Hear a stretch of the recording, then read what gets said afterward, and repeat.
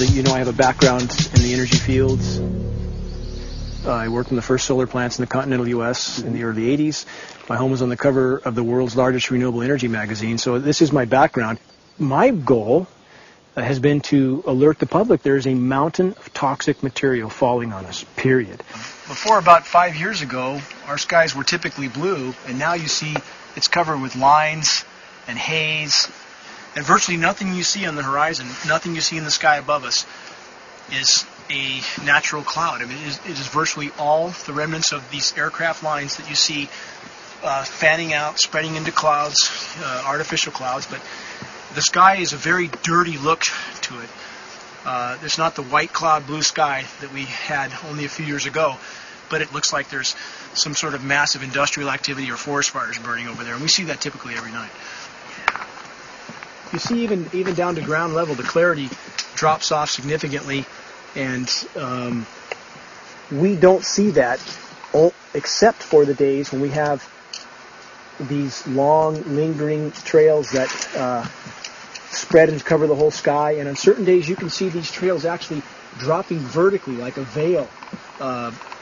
We assume the particulates are descending, and we have the test to prove that we are being inundated with levels of aluminum and particulates that are literally tens of thousands of times what would already be considered high. So we're not talking about exposure to a slight percentage higher of these toxic materials.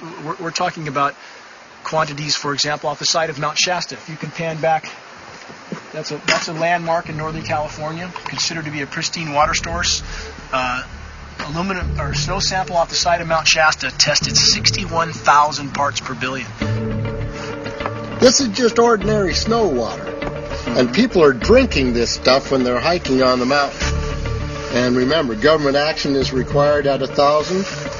This is 61 times over the government limit, and our hikers are drinking this poisonous water on Mount Shasta Mountain itself. Barium, 83. Strontium, 383. So this summer, the people climbing are drinking poison. Basically. I certainly wouldn't want to drink 61,000 micrograms per liter of aluminum. And again, we've already seen in 5 years soil pHs in this area that have escalated 10 to 12 times, and we can prove that conclusively. Well, this is not speculation. We can prove conclusively that these metals have been in the rain. We have duplicate samples. Bachelor of Science in Forestry, International School of Forestry at Missoula. Master's in Zoology, specialized in aquatics. 35 years with the U.S. Forest Service as a wildlife biologist. And before that, several years with the USDA Soil Conservation Service as a soil conservationist. Also have run the botany programs, range and grazing programs. And I continue that today. Right now I do a lot of master gardener consultation work. When I started this garden back in about 2005 or so, the pH here was 5.5, 5.6. This is the old soil survey of the county. Mm-hmm. You can look at the page right here. This is my soil right here. Mm-hmm. It's a Dietz 125, 126 here at my house. And here, the soil reaction pH should be between 4.5 and 6.0. And over there in the pure mud, it's even a little darker. It's 6.8 right there. And what can this do to plant life and ecosystems? Well, you haul one of these things out and you start looking at the little things that are crawling around the soil. A lot of times they aren't there anymore. The little soil arthropods that you can barely see on a microscope, you can actually see movement with this. Little tiny macroscopic, look like little moving pieces of dust. Those start to go away. They're not gone entirely, but they start to go away. This is black oak acorns. You know, this is pieces of cedar wood. You know, come on, folks. This should be very acid, and I'm getting 10 times higher than expected. There's something really wrong here. You can see all those reports, lots of them. Have over 20 reports here. Well, at least 20. I'd say it'd be closer to 30. all revealing dangerous amounts of aluminum and barium. You know, the science is there that something funny is happening. And the naysayers say, well, so what? Isn't neutral good? Well, no, neutral's not good. Neutral is not good. If your soil is supposed to be 5.6, it should stay 5.6 if you want the forest to be healthy. And if you want to grow a good garden, you have to keep your pH around 6.0, 6.5.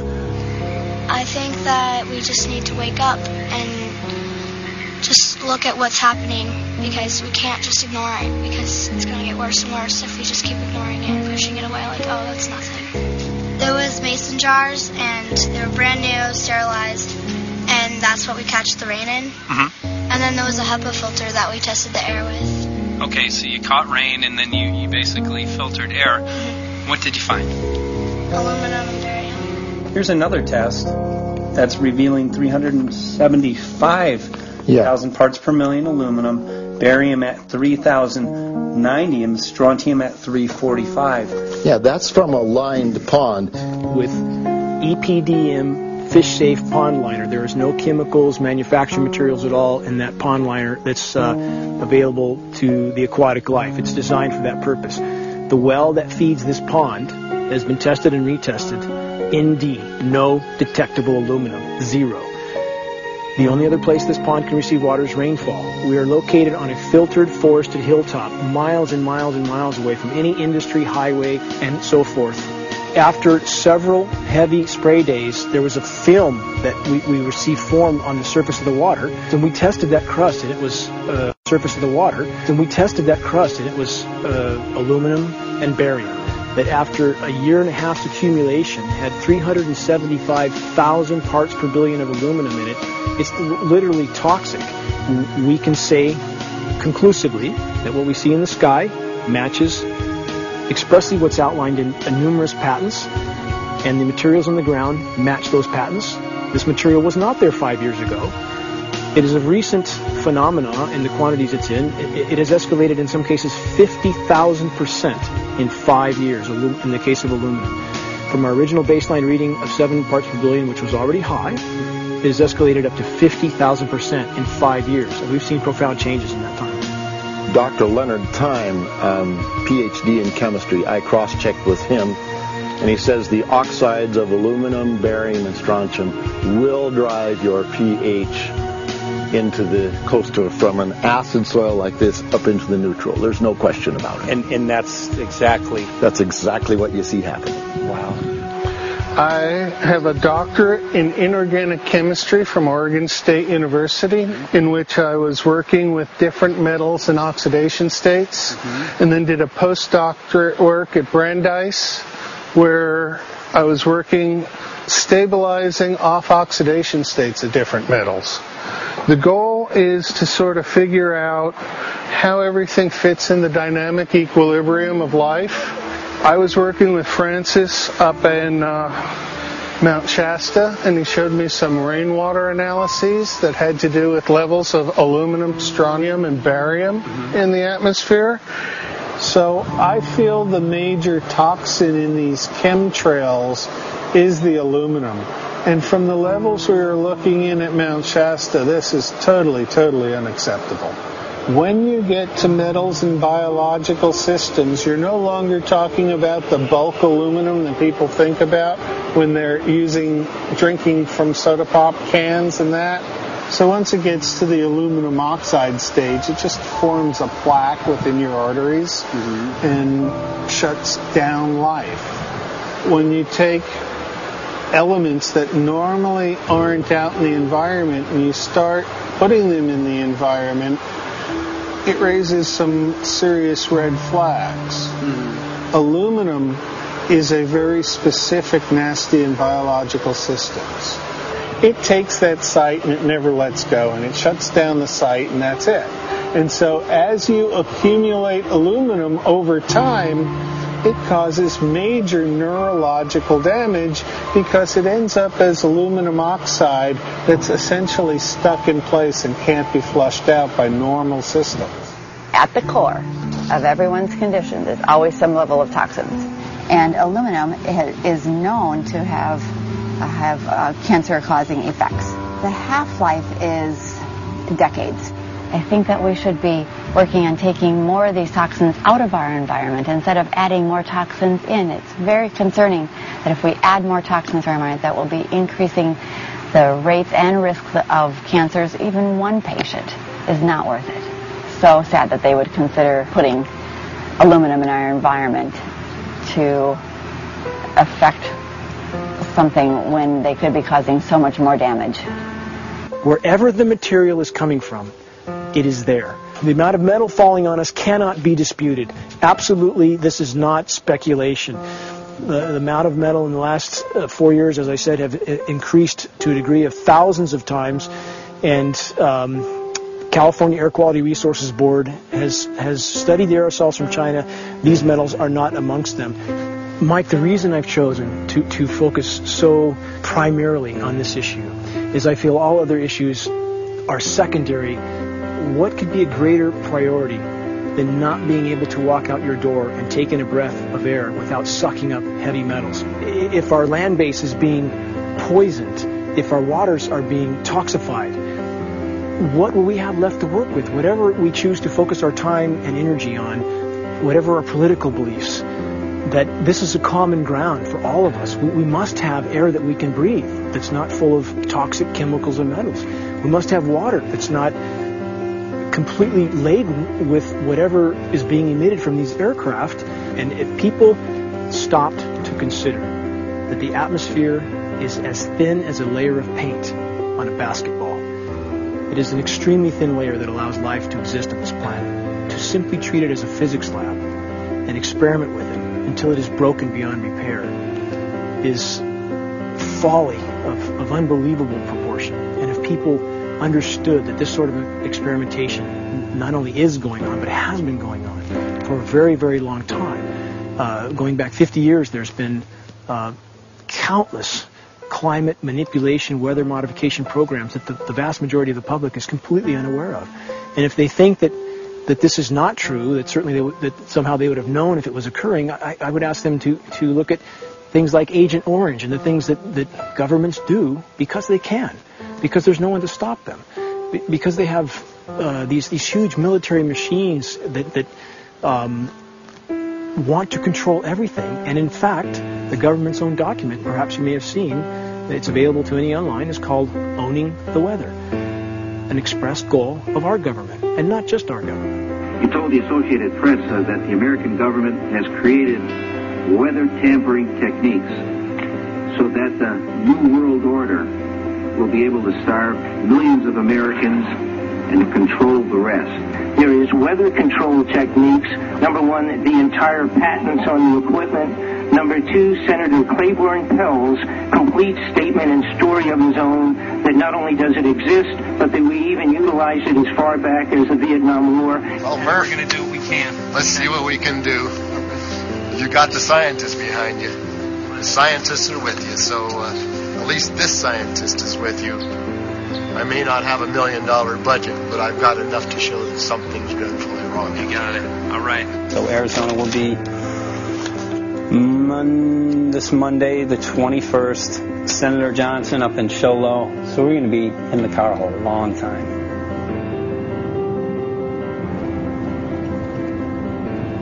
Well, it is such a pleasure.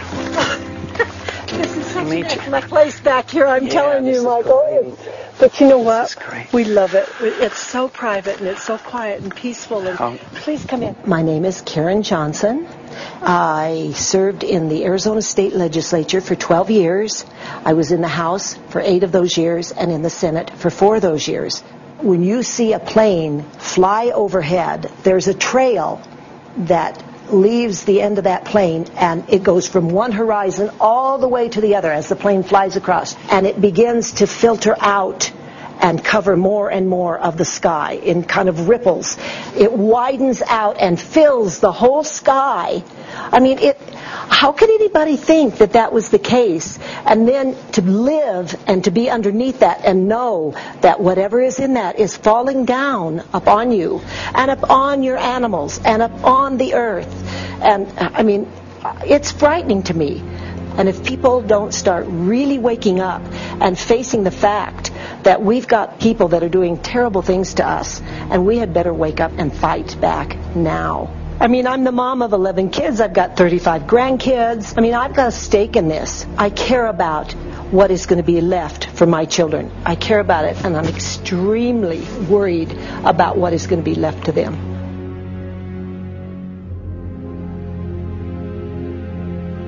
Aluminum is toxic, and we know that it's accumulative, and we know that we're getting more. So we're absorbing it in the air, we're drinking it in our water, so we are accumulating more. So the thought of more aluminum being dispersed in our environment in the way that you mentioned is very frightening to us and very disturbing to us. Those of us who have done any research on this are really quite concerned that we are ill-informed about this issue, and mostly that it's being done. Aluminum is toxic. We know that it is. We can debate as to the amount of toxicity that is going to be disturbing the body, but as far as really accepting the fact that it's accumulative, it's synergistic, then we have to conclude that it's not a good idea to put it in our atmosphere, especially when we know we're getting increased amounts, and especially since we know that the scientific communities around the world are pointing a finger at the heavy metal toxicities, at the toxicities that we're absorbing in the day-to-day food that we eat and the air that we breathe. The concern is off the charts about why is this happening? Why is this being allowed to be sprayed continually all over the United States, all over the world? Who is paying for this? I mean, the incidence of Alzheimer's has just skyrocketed, which evidently has to do with an accumulation of aluminum in the brain cells. I mean, I think almost every family has been touched by a member as they get older having Alzheimer's. And it's a horrible disease. And to say that, well, this just came because people drank soda pop out of aluminum cans, you know, when my father passed away with Alzheimer's and he didn't ever drink soda pop, you know, that explanation doesn't ring true with me. And so I'm wondering, how much did this chemtrail spraying back in the Illinois area affect him? Aluminum and fine metal is an accelerant. Our friend who's a firefighter up in Pine, Arizona for 20 or 30 years says that the wildfires now that they're fighting are way beyond anything they've seen before in intensity. And when you look at the air samples and you see the fine particles of aluminum, which is very flammable, and magnesium settling on the trees, this is causing unprecedented savage wildfire. But if you look at this, you can see these are parts per million. They sent this to me, and I just found this to be extremely interesting because we should have like 2 parts per million of aluminum in our air. And this is saying that there's 39,000 parts of aluminum. That's astronomical. Barium is high. I mean, these are way off the charts of what people should be breathing or what's coming down on them. And, you know, if people wonder why their health is deteriorating, why they're having to go to emergency rooms, why they can't breathe, you know, why they're getting Alzheimer's, this has been planned. We have elites, I don't know what you want to call them, one worlders, Illuminati, I don't, whatever you want to call them. But with these people that don't care about the average person. They only care about themselves, their greed, their power, and if they eliminate, you know, 2/3, 3/4 of us from the planet, so much for the better for them, because then they don't have so many people to have to herd around and worry about. So this is a lot what this is about, and this is very, very alarming and scary. I mean, where is this stuff coming from, and why? Why is this kind of stuff being put out there?